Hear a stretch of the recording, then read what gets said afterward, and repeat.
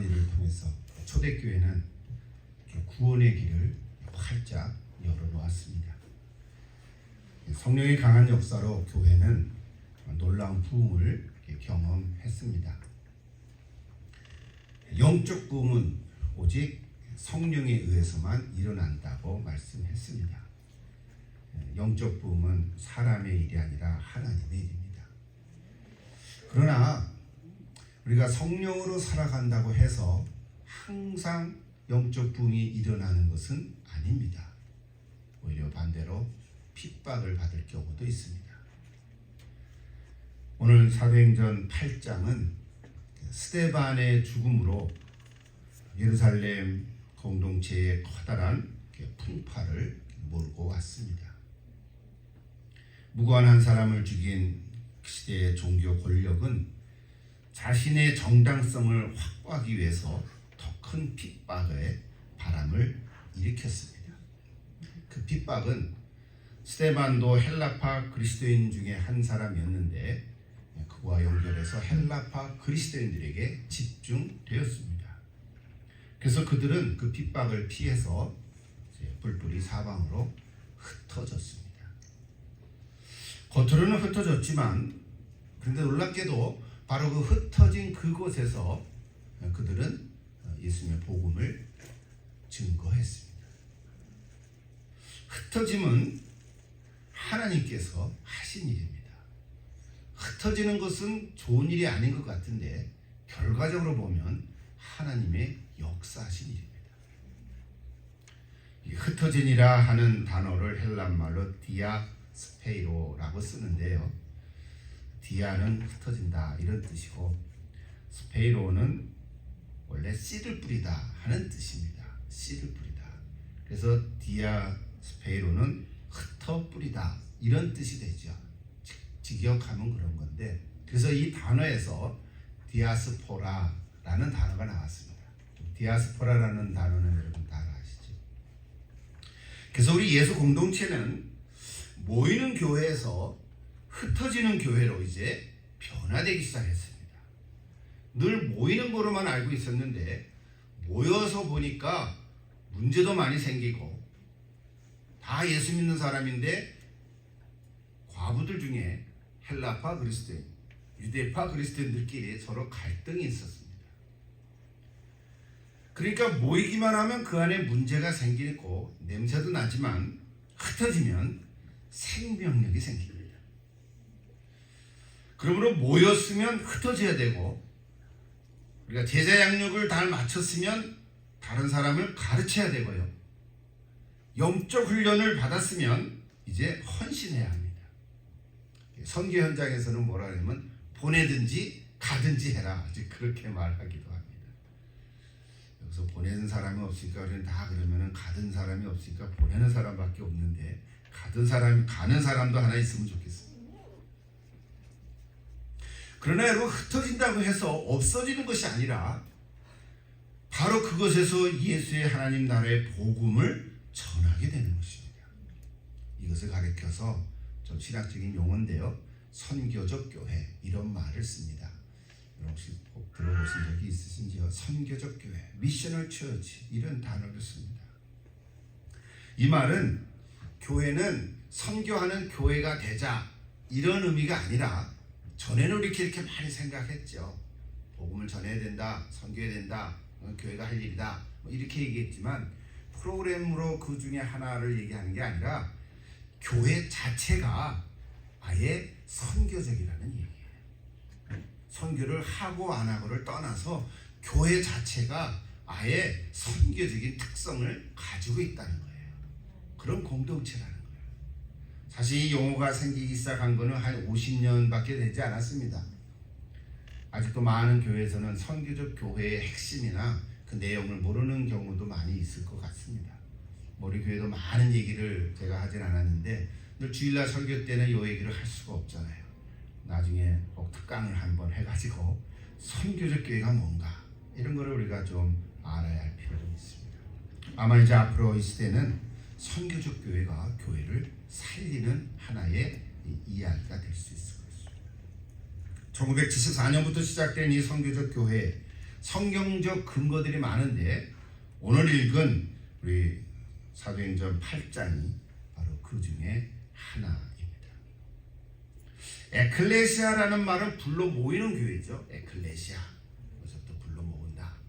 디아스포라 하면 흩어 뿌린다. 이런 교회인데 이제 우리는 에클레시아 교회에서 디아스포라라는 교회로 이 양쪽을 다 경험해 가야 할 것입니다. 이것이 바로 교회를 향한 성령의 역동적인 사역입니다. 이 성령의 역동적인 사역이라는 것을 여러 가지로 얘기할 수 있겠지만 오늘 특별히 사도행전 8장의 말씀을 통해서 이 성령의 역동적인 사역이 어떻게 일어나는지를 오늘 우리가 한번 좀 살펴보고자 합니다. 모든 그리스도의 교회는 크기와 형편에 관계없이 성령의 역동적인 사역을 경험해야 합니다. 오늘 저 여러분도 그 가운데 있습니다. 그래서 우리가 성령의 역동적인 사역을 경험하는 오늘 저 여러분이 다 되시기를 기도하고 축복합니다. 여러분 역동적이라는 말이 참 좋죠. 역동적, 영어로 다이나믹 이렇게 말을 하는데요. 여기에서부터 다이나마이트라는 단어가 나왔어요. 다이나마이트는 잘 알죠. 조그마한 놈이 얼마나 파워풀하게 팡 터지니까 폭발적인 힘을 갖고 있는 게 다이나마이트인데, 그래서 성령의 역동적인 능력은 예수 믿는 사람을 그냥 예수 믿는 거로 끝나버리지 않고 그 사람을 한 사람을 변화시킵니다. 사람을 변화시키는 능력이 바로 성령 가운데 있습니다. 성령을 받으면 사람이 변화됩니다. 그냥 예수 믿고 구원받은 걸로 끝나지 않습니다. 그냥 내버려 두지 않습니다. 그냥 예수 믿고 그냥 대충 살아가도록 그냥 내버려 두지 않습니다. 성령님께서는 그 사람을 어떤 형편과 처지에 있든지 새롭게 변화시켜 갔습니다. 예수님을 마음 중심에 영접한 사람은 하나님의 자녀로서 하나님께서는 너무나 사랑하시기 때문에 성령의 역동적인 능력으로 살아가게 하십니다. 내 힘으로 살아가다 보면 넘어지고 깨지고 안 되거든요. 포기하기도 하지만 그래 여전히 예수님을 믿습니다. 하나님을 믿습니다. 그러나 성령의 역동적인 역사가 일어날 때 우리는 변화된 삶을 살아갈 수 있습니다. 여러분 한번 생각해 보십시오. 여러분 평생을 예수 믿어온 사람도 있고 예수 믿은 지 얼마 되지 않은 사람도 있고 그냥 절에는 예배당만 왔다 갔다 하다가 진짜 예수 믿은 것이 얼마 되지 않은 분도 있을 수도 있고 다 각자 조금씩 다르겠죠. 근데 한번 공통된 게 뭐냐면 오늘 우리는 한 번밖에 살 수 없는 삶을 살아가잖아요. 그래서 일생이라고 합니다. 인생 일생이죠. 얼마나 남았는지 모르죠. 언젠가 우리가 다 이 세상을 떠나겠지만 이 남은 세상, 남은 인생 여러분 성령의 역동적인 능력으로 한번 살아가도록 기도하고 사모하면 얼마나 좋겠습니까? 하나님께서는 오늘 저와 여러분도 부르고 계시는 줄로 믿습니다. 여러분 한번 응답해 보십시오. 오늘 사도행전 8장에는 빌립이라는 사람이 등장합니다. 이 빌립은 예수님의 12제자가 아니고 12제자 중에도 빌립이 있었죠. 그 빌립이 아니라 아까 얘기했던 예루살렘 교회에 문제가 있을 때 이제 7 집사를 안수해서 세운 지도자 중에 한 사람입니다. 그때는 안수 집사였죠. 그러니까 이 안수 집사들 중에 한 분이 빌립인데 이분이 이제 사마리아 성으로 내려가서 복음을 전했습니다. 내려갔다는 말은 위치적으로 예루살렘이 북쪽에 있고 지형적으로 높기 때문에 항상 내려갔다. 이렇게 얘기를 합니다. 빌립 집사를 통해서 사마리아에서는 기쁨이 넘쳤다 그랬습니다. 아마도 이 스데반이 순교하고 핍박이 없었더라면 빌립이 사마리아 성으로 안 내려갔을 수도 있습니다. 그렇지 않습니까? 그러면 예루살렘 교회가 어떻게 됐냐면 점점 모이는 사람이 많아져서 이제 옆에 건물도 하나 또 세워야 되고 성교관도 세워야 되고 애들이 있으니까 교회가 교육관도 세워야 되고 또 나이 든 사람은 이제 돌아가시니까 묘지도 또 사야 되고, 오늘날 우리 어떤 많은 교회들처럼 아마 초대형 교회 맘모스 교회가 됐을런지도 모릅니다. 충분히 그러고도 남지요. 역사를 보면 그렇습니다. 근데 하나님께서는 스데반의 순교하게 하심으로 말미암아 그 성령에 충만한 스데반이 순교하게 하나님은 내버려 뒀단 말이에요. 내버려 두진 않았겠죠. 허락하신 거죠. 그 스데반의 순교로 사람들이 흩어졌는데 그 흩어짐으로 사마리아의 복음이 전파됐다는 거예요. 이게 놀라운 거예요. 우리가 아는 대로 사마리아 사람은 유대인의 입장에서 보면 혐오의 대상이었거든요. 사람 취급을 안 했단 말이에요. 그런데 그런 사마리아 사람들이 이제 예수를 믿기 시작했다는 거예요. 이게 얼마나 놀라운 일이에요. 근데 사실 우리는 별로 놀랍지 않지. 우리도 뭐 사마리아 사람 같으니까. 근데 이거는 성령의 역동적인 사역 중에 하나예요. 우리 얘기를 좀 이렇게 적용을 해보세요. 나와 비슷한 처지에 있는 사람에게 복음을 전하는 것도 쉽지 않아요. 그죠? 우리 같은 말을 쓰는 한국 사람이라든지 또는 나랑 비슷한 사람에게 이게 복음을 전하는 게 쉽죠. 근데 쉬워도 이게 쉽지가 않거든요. 그런데 여기 오늘 나를 싫어하고 또 나를 아주 못살게 굴고 또 혐오하고 정말 왼수 같은 그 사람에게도 예수의 복음을 전해야 한다는데 얼마나 어렵겠어요. 아예 가고 싶지도 않지. 근데 그 복음의 내용은 하나님의 나라지만 늘 얘기했지만 사실은 그 핵심은요 하나님의 사랑입니다. 하나님의 사랑이에요. 하나님이 세상을 너무 사랑해서 당신을 너무 사랑해서 나랑 관계가 좀 소원한데 나랑은 좀 먼데 그래도 하나님께서는 그 사람도 사랑해서 예수님을 이 땅에 보내주시고 그 사람을 위해서 십자가에서 달려 돌아가심으로 그 사람의 죄도 용서해 주셨다고 하는 이 이야기를, 이 복음을 우리는 다 알고 있는데 그 사람에게도 이거를 전해야 한다. 네가 나를 싫고 나도 너 별로 좋아하지 않는데 하나님은 그래도 너를 사랑하시오. 이게 웬 말이냐? 나만 사랑하면 좋은데 하나님은 너도 사랑하신대. 이거를 전해야 한다. 근데 이게 말은 했는데 이게 쉬운 게 아니란 말이에요. 근데 오늘 여기 성령께서는 역사하십니다. 예수님을 통해서 나타난 하나님의 사랑은요 인간적인 사랑이 아니죠. 사실 인간적인 사랑하고는 참 다르죠. 주고받는 사랑도 아닙니다. 뭐 이기적인 사랑이 아닙니다. 뭐 친구 사랑이 크다 그런데 친구 정도가 아닙니다. 무조건적인 사랑이죠. 뭐 부모의 사랑도 아닙니다. 이거는 아가페적인 하나님의 사랑. 그래서 여러분 이 사랑을 받은 사람은 오늘 저 여러분이 다 이 하나님의 아가페 사랑이 내 안에 있거든요. 있는데 이 하나님의 아가페 사랑을 체험한 사람은 나를 미워하고 나를 힘들게 하고 내가 마음에 들지 않는 사람도 사랑하라고 말씀하시는데 우리가 잘 못하는 거예요. 근데 어떻게 해야 되냐? 기도하는 가운데 성령께서 나를 다스리기 시작합니다. 나는 못하지만 성령께서 하시면 그 성령의 놀라운 힘으로 그 사람도 사랑합니다. 그 사람에서 기도하게 된다는 거예요. 너도 예수 믿으라고 그러는 거예요. 여러분 이 사랑은 나로부터 온 게 아니라 하나로부터 온 거거든요. 그래서 십자가에 죽으신 예수님을 통해서 나에게도 전해진 그 하나님의 사랑, 이제는 성령님이 나를 다스리고 나를 통해서 그 사람에게도 사랑할 수밖에 없는 그 얘기를 하라는 거예요. 이것이 사마리아인에게 전도하는 이야기입니다. 우리는 그냥 사마리아 사람 하니까 사마리아? 선한 사마리아 사람 비유 그렇게만 하고 있는데 그 얘기가 아니란 말이에요. 오늘 나에게 얘기하면 우리에게 적용하면 진짜 내가 만나고 싶지 않은 사람, 그 이름만 들어도 밥맛이 없는 사람, 밥맛 떨어지는 사람, 그런 사람에게 가서 복음을 전하려니까 그걸 누가 하겠냐고요. 안 가고 말지.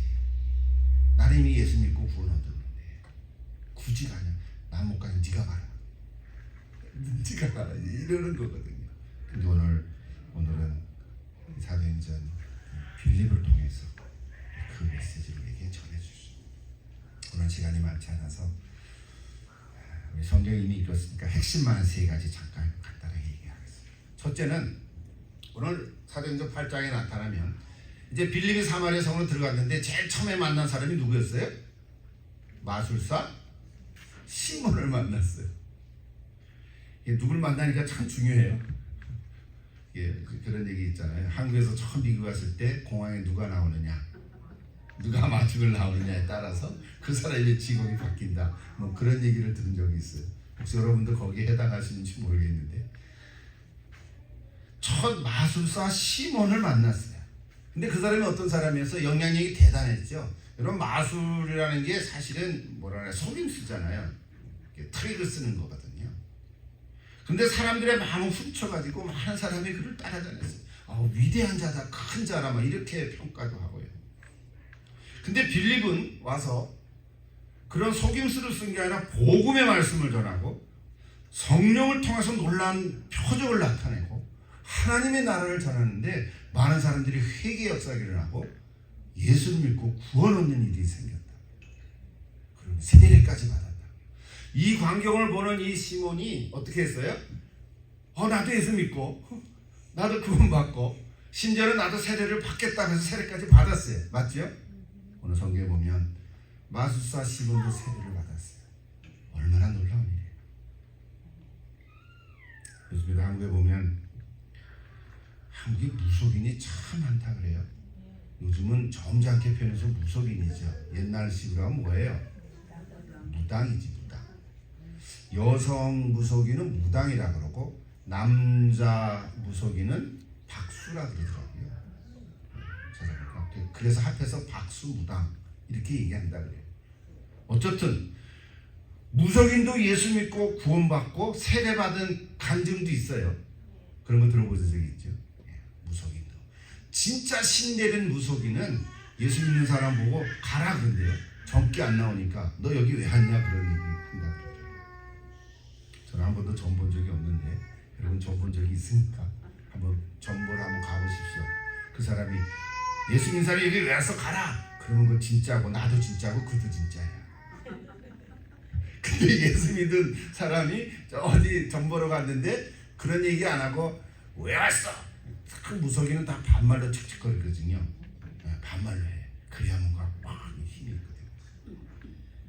그건 가짜야 그러면. 예수 믿는 사람도 점 보러 가는 것도 가짜지. 가짜라고 말하진 않지만 오죽하면 하겠냐 이렇게 이해를 할 수 있어서. 여러분 어쨌든 이 마술사 시몬도요 세례까지 받았어요. 근데 둘째는요, 이 빌립의 전도로 예루살렘 교회에서 사마리아 사람들도 예수 믿고 구원 얻고 세례까지 받았다는 소식을 듣고는 베드로와 요한이 여기를 이제 방문하게 됐습니다. 시간이 없어서 그냥 다 얘기 줄여서 얘기합니다. 기록상으로는요, 이 베드로와 요한이 이 빌립을 만났다 하는 장면이 기록되지는 않아요. 근데 한 가지 분명한 것은 복음이 전파되고 표적과 기적도 나타나고 사람들이 믿고 회개하고 세례까지 받았는데 한 가지가 빠졌죠. 뭐가 빠졌어요? 예, 성령을 받지 못했다는 그 규절이 나와요. 시간이 없어서 얘기를 꼭 해야 되는데요. 잘 보세요. 빌립이 성령 충만한 사람으로 사마리아 성까지 가서 복음을 전했잖아요. 정말 가기 힘든데 갔는데, 그래서 예수 믿고 회개하고 구원받고 세례까지 받았는데 성령이 내리신 일이 없다 그랬다는 거예요. 그러니까 퀘스천이 생기는 거예요. 그리고 베드로와 요한이 와서 그들을 위해서 기도하니까 성령이 임했다 그랬다는 거예요. 그럼 퀘스천이 생기죠. 그러면 빌립이 전한 이 사역에는 성령이 내릴 수가 없는가? 집사라서? 안수 집사라서? 빌립은 능력이 없어서? 그러면 성령은 꼭 베드로나 요한 같은 사도가 와서 안수기도를 해야만 성령이 임하는가? 질문이 안 생깁니까? 저는 질문이 생기던데 그냥 지나가요? 아까 하나님 하신 일이니까? 아니 질문이 있잖아요. 그렇잖아요? 그러면 성령의 임재는 특별한 사람을 통해서만 나타나는가? 그래서 요 기절을 가지고요 좀 이렇게 제대로 되지 않은 어떤 부흥사 같은 분들 중에는 물 세례과 성령 세례를 구분하면서 나한테 와야 성령을 받는다 이렇게 주장하면서 사기치는 분들도 있어요. 제가 너무 심하게 말했나요? 성령을 받으라고 나한테 와야만 성령을 받는다라고 말하는 분들도 가끔 있거든요. 이거는 성경을 왜곡하고 해석하는 거예요. 오늘 여기 성경 다 못 읽는데 15절 17절에 보면요, 누가는 베드로와 요한이 사마리아에 내려온 목적이 사실은 그 사마리아 사람이 예수 믿었다는 그 상황을 파악하기 위해서 온 것이지 꼭 성령을 주겠다고 오신 건 아니란 말이에요. 근데 와 보니까 기도하는데 성령이 임한 거잖아요. 그러면 놀라운 사역을 펼쳤지만 성령 충만한 빌립의 사역은 아직 그들에게 성령이 내린 적이 없다라고 해서 결과적으로는 그렇게 됐는데 이거를 우리는 어떻게 이해해야 되냐. 자, 이 얘기만 하고 마칠게. 이 구절은 성령은 오직 사도들을 통해서만 내린다라고 말하려고 하는 건 아닌 거예요. 그건 이상해지잖아요. 그죠? 그리고 요 케이스는 그랬지만 그 후에 사도행전이나 오늘날 교회에서 보면 꼭 사도들이 와서 안수기도해야 성령이 임합니까? 아니죠. 오늘 본문에는 그렇게 되어 있지만 또 성령을 받기 위해서는 꼭 안수기도를 해야만 합니까? 그건 더더욱 아니죠. 그렇죠? 성경 전체를 보면 이제 오늘 우리가 다 아는데 누구든지 예수를 그리스도로 고백하고 믿으며 내 마음 중심에 예수를 영접하면 성령님이 그 사람의 심령에 임하신다고요. 이게 성경의 올바른 가르침입니다. 성령이 임하지만 이제 그 성령이 나를 다스리고 나를 주관해서 성령으로 충만하게 살아가는 건 그 후의 얘기죠. 그럴 수도 있고 그렇지 못할 수도 있는 거예요. 그러나 성령이 임하는 것은 누구든지 임하시는 거예요. 선물로 하나님 주시는 거거든요. 그러니까 오늘 이 구절을 통해서 이제 중요한 메시지는 뭐냐면 요거예요. 사도들이 베드로와 요한이 이 사마리아 사람들에게 와서 기도를 해서 성령이 임하게 됐지만 이 얘기는 사도들의 확증이 필요했다는 사실입니다. 즉 예루살렘 교회는 주로 유대인 그리스도인들이 모인 공동체고 지금 사마리아 교회는 주로 이방인들이 모인 공동체거든요. 그런데 예루살렘 교회 성도들이 보면 사마리아 사람도 예수를 믿었다고 하는 것을 보고 베드로와 요한을 가서 알아보라고 했지만 중요한 것은 사도들의 확증이 필요했어요. 진짜네. 그래서 예루살렘 교회도 또 사마리아 교회도 모두에게 중요한 일이었어요. 예루살렘 교회는 주로 유대파 그리스도인들로 돼서 아까 이미 다 얘기했지만 사마리아 사람들은 오랜 그 역사 속에서 적대감의 감정을 갖고 있었다. 그러니까 아무리 사마리아 사람들이 예수를 믿고 회개하고 세례를 받고 구원받았다고 해서 그들도 예수 안에서 한 형제다라고 받아들인다는 것은 쉬운 게 아닌 거예요. 근데 오늘 베드로와 요한이 와서 기도하니까 성령이 임하셨네. 그래서 어떻게 해요? 이제는 빼도 박도 못하는 거지. 이들에게도 성령이 임한 거네. 그거 진짜네. 이제 이들도 우리와 같이 한 형제가 된 거네 라고 하는 확증이 필요했다는 거죠. 그래서 이 베드로와 요한이 다시 예루살렘 교회에 돌아가서 이렇게 보고를 하고 전한 거야. 그냥 예수 믿고 끝난 게 아니라 빌립에 가서 예수 믿고 세례까지 받았는데 우리가 가서 성령 받았으니까 앞으로는 성령 받기 위해서는 우리를 초청해야 돼 라고 하는 얘기가 아니고요. 빌립 같은 사람이 집사는 성령을 받을 수가 없어. 집사를 통해서는 받을 수가 없어. 그런 얘기하는 게 아니고요. 예루살렘 교회와 사마리아 교회가 다 우리는 예수 안에서 한 형제다 라고 하는 확증을, 증거를 갖기 위해서 하나님이 하신다는 사실. 제가 오늘 설교를 쓰면서 만약에 하나님이 하시려고만 하신다면, 그렇죠? 하려고만 하신다면 빌립을 통해서도 이 사마리아 사람에게 성령이 임하게 하실 수도 있는 거죠. 있어요, 없어요? 있죠. 있죠. 빌립에서 안 되고 베드로와 요한이 돼서 되고 그런 얘기가 아니라고 하는 걸 여러분 다시 한번 확실하게 말씀을 통해서 이렇게 정리됐으면 좋겠어요. 그 다음 단계는 이제 이방인까지 넘어가는데 이거는 이제 다음 주부터 6월 한 달 동안 이제 사업 바울을 통해서 이방 선교에 대한 얘기를 계속 진행하겠습니다. 자, 오늘 메시지를 들으면서 우리에게 적용하는 질문 마지막 정리하면서 얘기해 보십시오. 나에게 있어서 사마리아인은 누굽니까? 우리가 사마리아 사람 얘기하지만 나랑 관계 없잖아요. 사마리아 사람 우리한테 뭐 갈 것도 아니고. 그럼 오늘 내가 이 땅에 나의 삶의 현장에서 사마리아인은 누구예요? 각자 한 사람씩은 다 있지 않겠어요? 없나요? 예, 없으면 진짜 대단한 분이고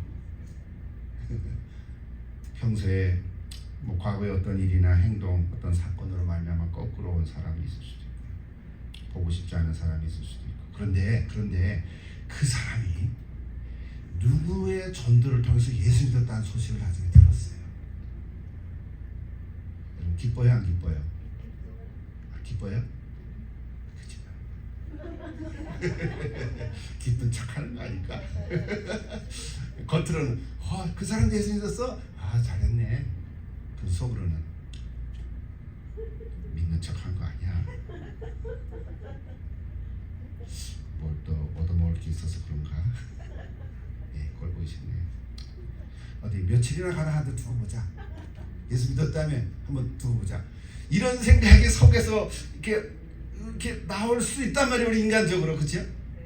그냥 보통 사람이 아니라 나랑 동독된 사람이 아니라 아주 우습게 여기는 아이고 저 사람 같은 그런 사람도 예수를 믿었다라고 하는 생각을 가질 때 우리는 인간적으로 그런 속으로 겉으로는 아니죠.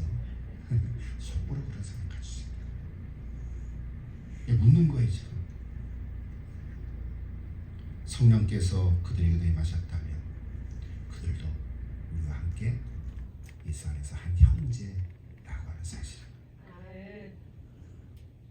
우리 미국에서 사니까 얼마나 많은 인종들을 같이 삽니까? 여러분 흑인들을 우리는 참 괜찮아 보이죠, 그죠? 흑인들에 대해서 인종차별 여부는 없죠. 우리 한국 분들은 좀 없어 보여요. 우리 백인들이 좀 있죠. 백인들은 이민자나 또는 유색인종이나 흑인들이 오면 같이 살다가 떠나더라고요. 그 마을들을. 물론 다 그런 건 아니죠. 분위기적으로. 그러니까 뭐예요? 아직도 해결이 안 된 인종이 있죠. 근데 그들도 예수 믿었다. 흑인들이 예수 믿는 얼마나 열정적으로 찬양하는지 알아요? 예배를 3시간 드립니다. 우리 지금 1시간 드리는데 왜 안 끝나? 빨리 끝나야지. 찬양을 1시간 하고요. 설교를 1시간 하고 식사를 1시간 하고 3시간씩 드려도 막 얼마나 좋아하는지 엉덩이 흔들면서 찬양하거든요. 흑인들은. 설교도요. 목사님이 특별한 재주들이 있어요. 시적으로 설교를 하거든요. 저는 그렇게 잘 못하는데 랄랄랄랄랄랄 이렇게 하거든요. 하나님께서 흑인들을 통해서도 복음이 전파되는 줄로 믿습니다. 우리도 그들에게 한 형제잖아요. 어떤 특별한 사역자를 통해서가 아니라 누구든지 예수를 믿으면 성령이 임하는 줄로 믿습니다. 마지막으로 다시 마술사 시몬의 얘기로 넘어가면 시몬의 눈에는 이 베드로와 요한이 굉장한 사람으로 보인 것 같아요. 빌립보다 안수하니까 막 성령이 임하고, 그래서 뭐라 그랬어요? 자기도 그런 능력을 갖고 싶으니까 그거 어떻게 돈 주고 살 수 있겠냐고, 얼마 내면 그 성령, 나도 기도하면 성령이 임하냐고, 성령을 돈으로 주려고 돈 주고 사려고 했다. 이 시몬의 마음을 마지막 본문은 우리에게 전해주고 있습니다. 자, 시몬의 그런 행동 때문에 앞에서 말한 빌립의 전도를 받고 또 예수를 믿고 회개하고 세례받았던 이 시몬이 가짜였나요? 이것도 또 논쟁이 있지만 그냥 넘어갈게요. 가짜였다고 생각하나요? 그렇게 말하는 사람도 있고요. 그러나 사실 그때의 시몬의 고백은 거짓은 아니었다고 봐요. 일단 예수 믿고 세례받고까지는 됐는데 성령에 임하는 걸 보고는 돈 주고 살려고 했다는 것은 성령에 대한 무지와 왜곡과, 그렇죠? 오해를 한 거죠. 그리고 그거를 돈 주고 살려고 했다는 것을 베드로와 요한이 뭐라 그랬어요? 탐욕으로 인한 악한 마음이라고 그랬어요. 그래서 오늘 성경에 보면 내 은과 네가 함께 망할지어다라고 아주 무시무시한 저주로 하니까 이 시몬이 어이구 저주받으면 안 되니까 어이구 내가 잘못했다고 오히려 기도하고 그 저주가 내게 임하지 않게 해달라고 그렇게 요청하고 오늘 본문은 끝났습니다. 누가가 그 후의 얘기를 전해주지 않아서 결말을 우리가 알 수는 없지만 마지막 25절에 두 사도가 주의 말씀을 증언하여 말하였다 라는 구절이 있어요. 그거는 아마도 베드로와 요한이 시몬에게 하나님의 말씀을 전했을 거라고 봅니다. 물론 빌립이 전했지만 더 많은 얘기를 했는 줄로 믿습니다. 그래서 오늘 우리가 받는 메시지는 우리가 성령을 받아도요, 우리가 성령을 체험해도 그래서 결국은 하나님의 말씀인 성경이 나의 삶의 기준이 되어야, 내 신앙의 기준이 되어서 그 성경의 말씀으로 바르게 배우고 교육을 되어야 우리 신앙생활을 옳게 할 수 있는 줄로 믿습니다. 우리 성령에 대해서 오해하지 않기를 바라고요. 성령은 내가 줬다 뺐다 할 수 있는 분이 아니고요. 성령도 하나님이시기 때문에 어떤 돈 주고 살 수 있는 분도 아니고요. 누가 준다 그래서 거기 가서 성령을 받을 수 있는 경우도 아니고요. 어떤 이상한 집회에 가야만 성령을 받는 것도 아니고요. 이것이 다 오해가 돼서 그런 영적인 갈망은 있지만 그런 것이 오해가 돼서 그런 일들이 주변에서도 일어나고 있는 것입니다. 이런 일들은 초대교회에서도 종종 일어났고요. 오늘 이 시대에도 일어나는 거고 있습니다. 그럴 때마다 우리는 하나님의 지혜를 구하고 적절하게 하나님의 말씀을 배우고 또 성령님께서 올바른 길로 인도해 달라고 기도해야 할 줄로 믿습니다. 오늘 두 사도는 사마리아에서 생생하게 경험한 이 성령의 임재하심을 예루살렘 교회에 가서 보고했을 것이고, 이제 앞으로 사도행전이 계속 나오죠. 그래서 예루살렘 교회에 총회가 일어났고 15장에 나옵니다. 그걸 다룰 시간은 없겠지만 어쨌든 사도행전을 통해서 이 모든 것이 다 합력해서 하나님의 선한 역사가 일어나는 것으로 믿습니다. 주 안에서 한 형제로 우리도 받아들일 필요가 있습니다. 여러분, 모든 막힌 담을 허물고 관계를 회복하고 참된 기쁨으로 충만한 그런 삶으로 살아갈 수 있기를 축복합니다. 같이 한번 기도하십시다.